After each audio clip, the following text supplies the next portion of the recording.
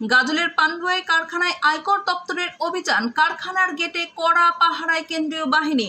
মালদা জেলার গাজল ব্লকের পান্ডুয়া এলাকায় অবস্থিত এক কারখানায় হঠাৎ করেই নামলো আয়কর দপ্তরের অভিযান।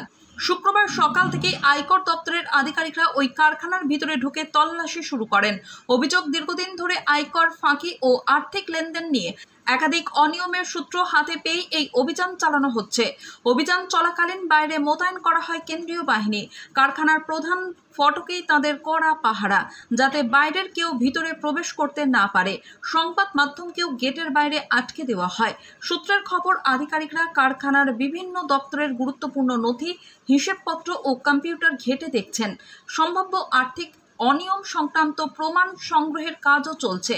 তবে এই বিষয়ে আয়কর দপ্তরের পক্ষ থেকে এখনো পর্যন্ত কোনো সরকারি বিবৃতি দেওয়া হয়নি।